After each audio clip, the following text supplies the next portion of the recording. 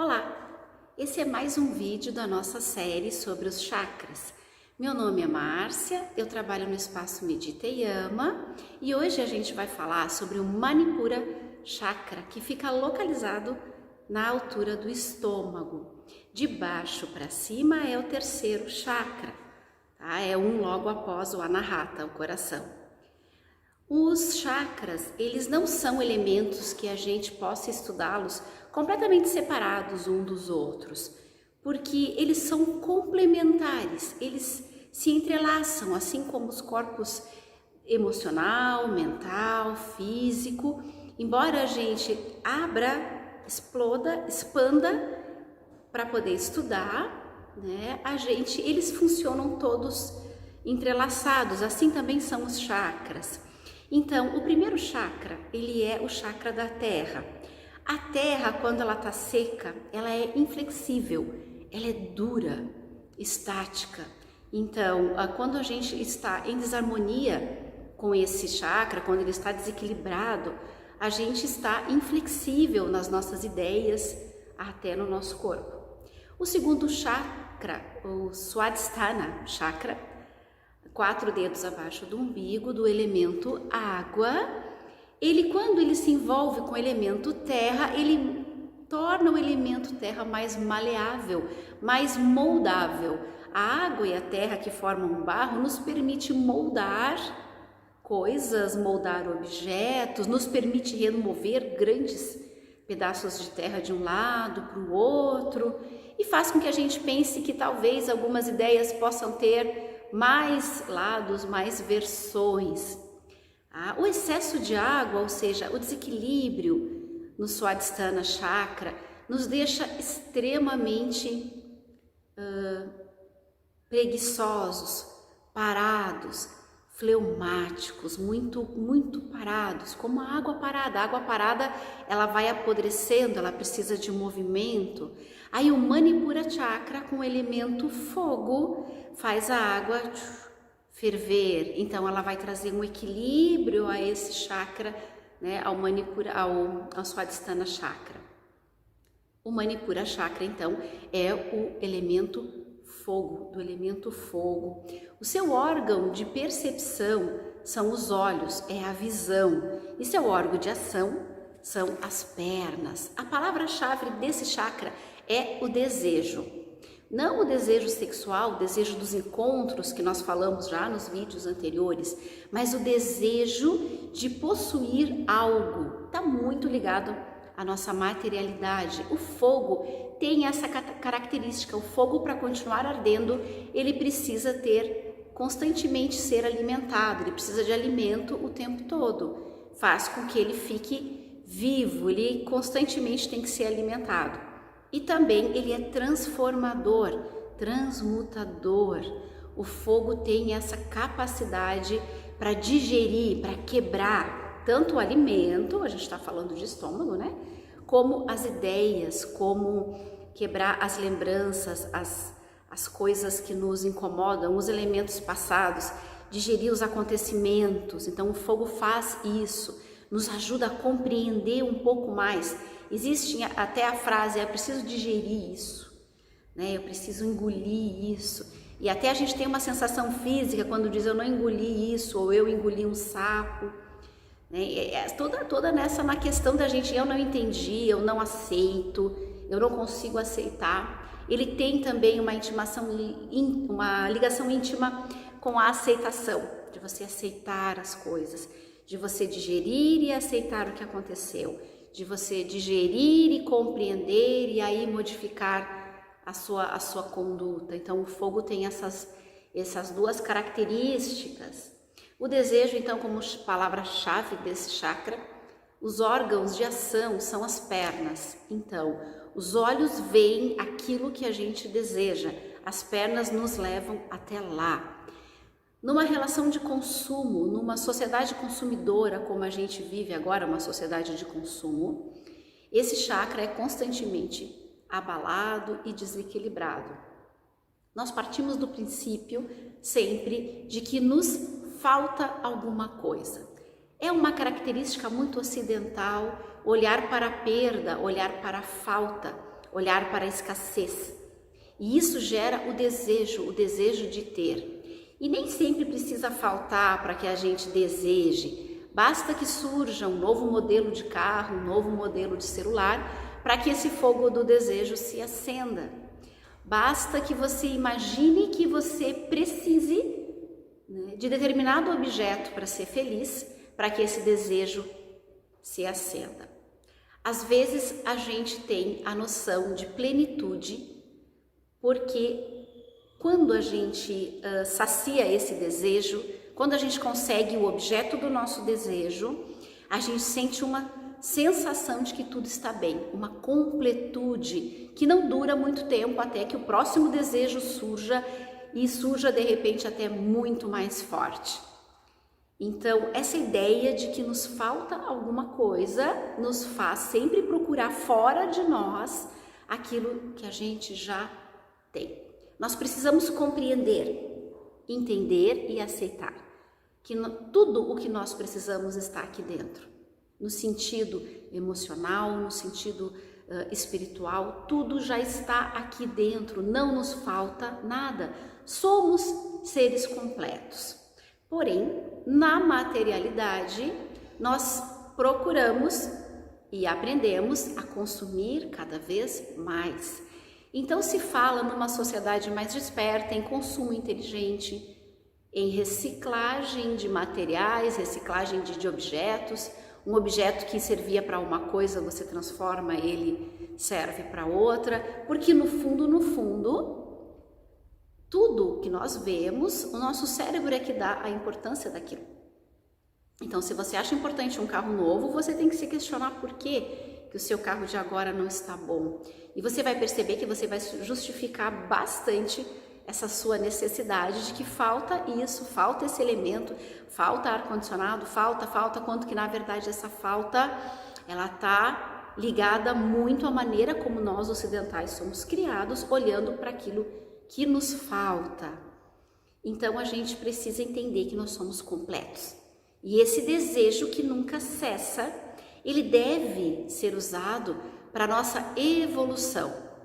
Quando nós ainda éramos caçadores-coletores, há milhões de anos atrás, a nossa inteligência foi se desenvolvendo.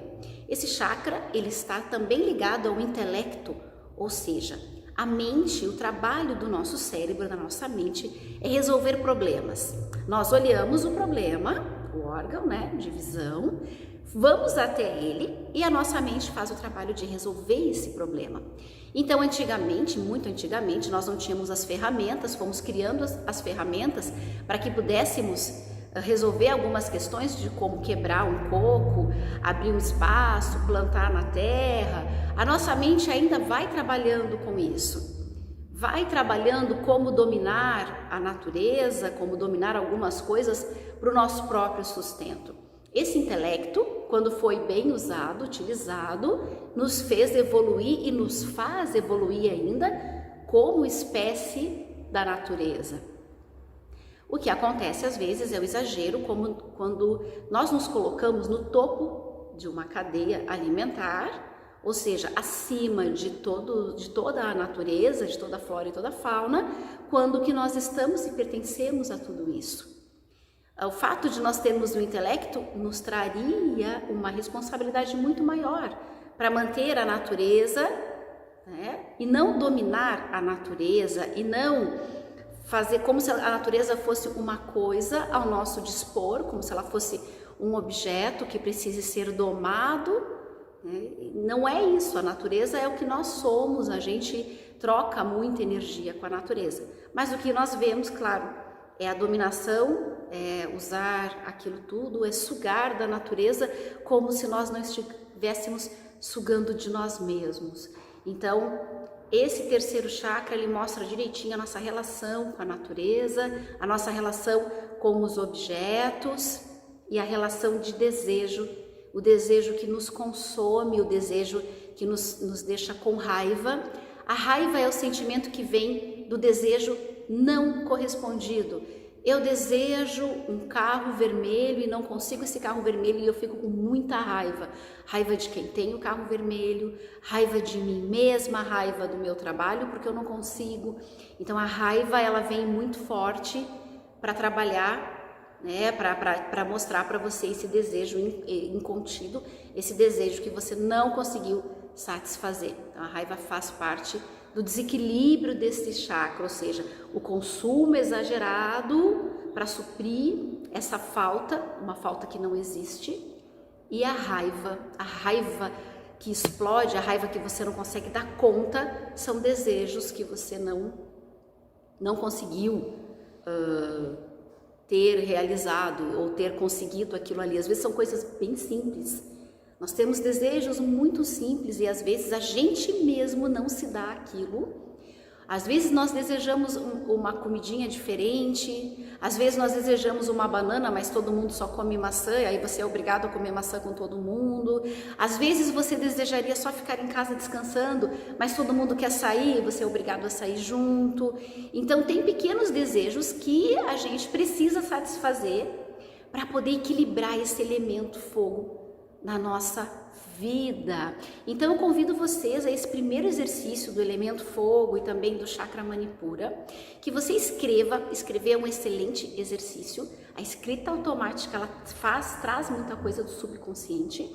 Você escrever 5 momentos onde você se sentiu realmente feliz e 5 momentos onde você estava infeliz, e procure ali se você conseguiu satisfazer os seus desejos nos primeiros 5 da felicidade e não satisfazer os desejos nos últimos 5, ou seja, aquilo que te deixou infeliz. Faça esse exercício e observe o que vem, tá? É tudo equilíbrio. Desejo não é ruim. Ter desejo não é ruim. O desejo te impulsiona, te faz crescer, te faz desenvolver, te faz resolver problemas e questões, tá? Não ter desejo algum e satisfazer os desejos de todas as pessoas ao teu redor não te torna uma pessoa superior, espiritual, maravilhosa, amada por todas. Não, te torna uma pessoa com muita raiva, com raiva muito contida. E essa raiva vem para fora em forma de doença, de insatisfação muito grande. Então a gente precisa equilibrar esses detalhes. O chakra manipura, ele é ativado também, além da gente entender os desejos, ele é ativado por algumas posturas do yoga que eu vou passar para vocês. E antes eu vou passar mais um exercício que seria de você repetir durante um dia como um mantra as 3 palavrinhas: eu me aprovo, eu me aprovo, eu me aprovo. Eu me aprovo. Você inspira e pensa, eu me aprovo. E prepare-se. O seu subconsciente vai lhe mandar todas as ideias para provar para você que você não se aprova. Escreva também tudo o que vem. Às vezes pode vir algo como eu posso me aprovar se eu estou tão gorda? Como eu posso me aprovar se eu sou tão preguiçosa? Aí você vai ver tudo aquilo que vem para fora que te impede de se autoaceitar. A aceitação, lembra? Digere, compreende, aceita. A gente tem que aceitar os outros como eles são, para poder se dar a liberdade de nos aceitarmos como nós somos. Quebrar as idealizações. Se você tem uma idealização de como seria uma mãe perfeita, eu tenho certeza que a sua mãe não se encaixaria ali. E como você, como mãe, você se encaixaria? Ou você, se tem uma ideia de um pai perfeito, você se encaixaria nessa ideia? Olha a dificuldade e olha como é injusto com as outras pessoas e com você mesmo, se você faz caber nessa caixinha de ideias que você está colocando. Então, quebrar as idealizações e se aceitar é bastante importante. Observe aquilo que você tem como ideal, o emprego ideal, o salário ideal, porque tudo aquilo fora do que você idealizou, do que você disse que era ideal, se tornam objetos de desejo que nem sempre a gente consegue satisfazer. A gente não consegue, por exemplo, a gente deseja um marido perfeito ou uma esposa perfeita, mas a gente não consegue satisfazer no momento que você coloca uma idealização muito difícil da pessoa entrar. Além de ser injusto com ela, você também não se encaixa ali. É injusto com você. Então o exercício do eu me aprovo vai trazer à tona algumas coisas, alguns julgamentos que você tem sobre você mesmo, sobre você mesma e sobre os outros, quando você olha os outros, tá bom? Então esse exercício, ele é um exercício de autoconhecimento. Não tenha medo de olhar para a sua sombra, tá? Agora a gente vai fazer alguns exercícios de yoga, são os exercícios de força do yoga, que são os que trabalham o fogo, tá? O Manipura Chakra, que fica nessa altura do estômago. Então, esse movimento do abdômen, a gente vai soltar todo o ar, colocar o abdômen lá dentro e puxar o ar.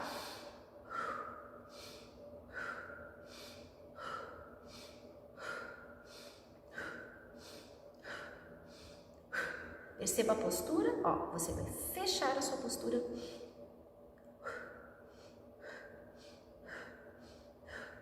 E para trazer mais energia, você vai fazer isso com mais rapidez.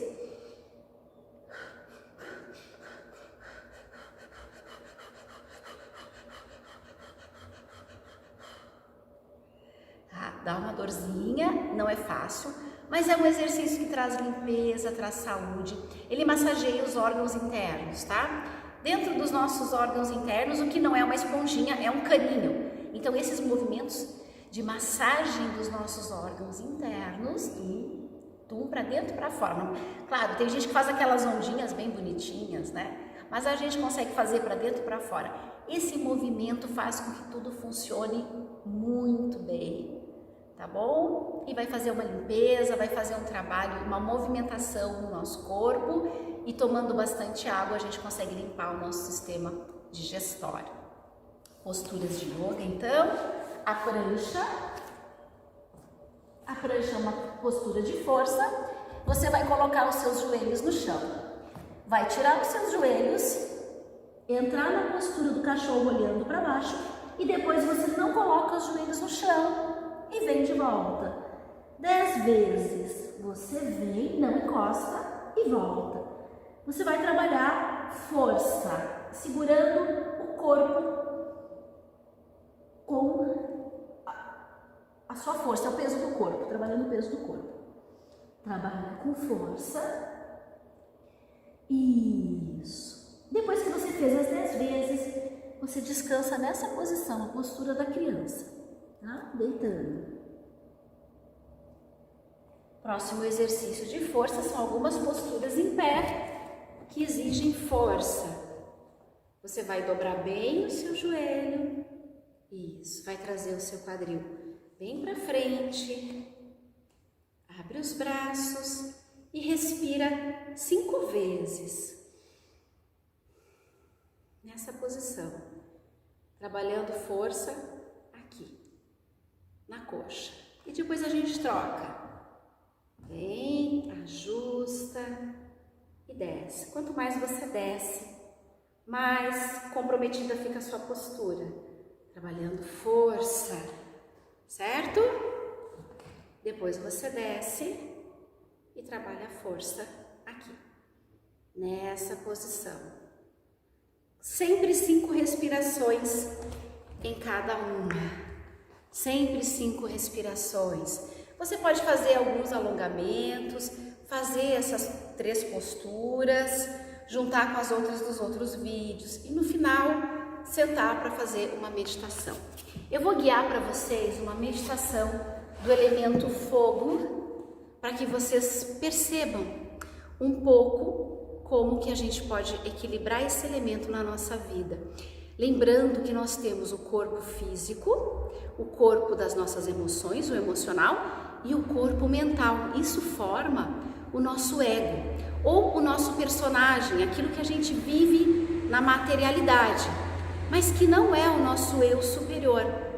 O nosso eu superior está acima de todas essas questões materiais. Então, você está ali, está lavando louça, mas o seu eu superior não está preocupado com a louça. Ele não está ali naquele momento. A gente acessa poucas vezes o nosso eu superior. A gente acessa através da intuição, a gente às vezes acessa através, né, de um sonho ou de uma... Quando a gente está lendo algum livro e diz... E tem aquele momento de compreensão, é um momento que o seu eu superior está ali. Está trazendo um conhecimento para você, tá? Que não tem nada a ver com o cotidiano. Então vou convidá-los a fechar os olhos e respirar bem fundo. Puxa o ar pelo nariz. Primeiro a gente vai soltar o ar pela boca para relaxar bem, relaxar os seus ombros. Você pode fazer deitado, deitada, ou sentado, sentada, de maneira muito confortável. Você respira, pode baixar a sua cabeça, solta o ar, sinta o seu corpo, sinta que você está aqui, agora. Respire algumas vezes. Enquanto você está respirando e sentindo, você vai ouvindo as minhas palavras. Você relaxa os seus pés, você relaxa as suas pernas, você relaxa bem o seu quadril, as suas costas, seus ombros e braços. Você relaxa também as suas costas, o peito. Relaxa o seu pescoço, os músculos do rosto. Quem sou eu? Quem sou eu que não sou esse corpo? Se você usa o corpo, você veste o corpo no momento da encarnação, você não é esse corpo. Quem sou eu? Que eu não sou as minhas emoções. Emoções são coisas que você sente, percebe através de tudo que acontece na materialidade. Então, você não é as suas emoções, você as sente. Quem sou eu que não sou esses meus pensamentos? Eu não sou os meus pensamentos, eu os tenho, eu os elaboro. Eu tenho lembranças, tenho memória, tenho imaginação, todas as capacidades da minha mente, mas eu não sou a minha mente. Eu não sou os meus pensamentos. Eu apenas os utilizo.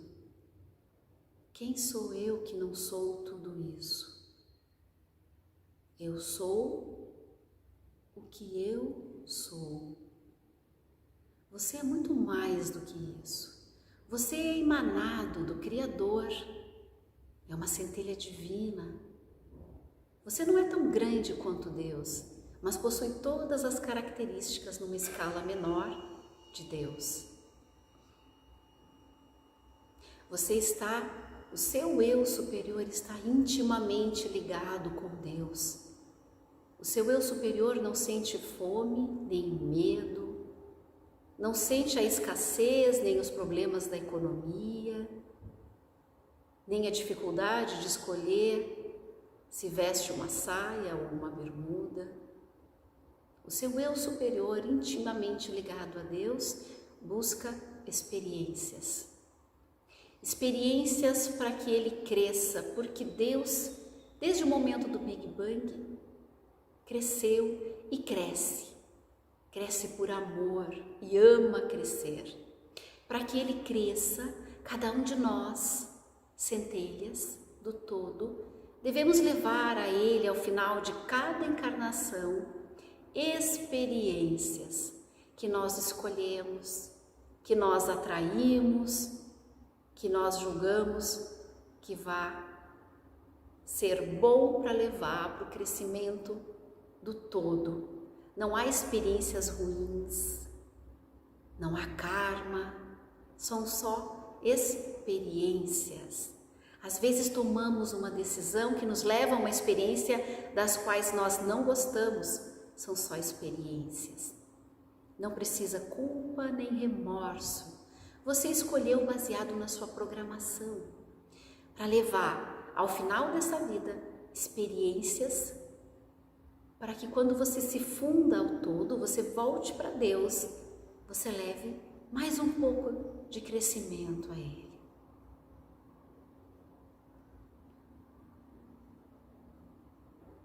Com essa meditação, com essas palavras, eu deixo vocês meditando e pensando sobre isso. Se são só experiências, por que eu tenho tanta dificuldade de aceitar o que aconteceu, o que está acontecendo na minha vida? Se são só experiências, por que eu dou tanta importância? Quem é que dá importância? É o seu ego? Ou é o seu eu superior?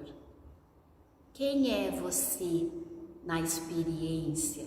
Se você olhar fora do seu ego, porque quem se ofende, quem se magoa, quem se entristece, quem sente medo é o ego. Ele é que se fere, ele é que se magoa, ele é que tem medo de morrer. Mas o eu superior, o nosso espírito, a nossa alma, ele nunca morre. Não há medo, não há escassez, não há perdas nessa instância da vida.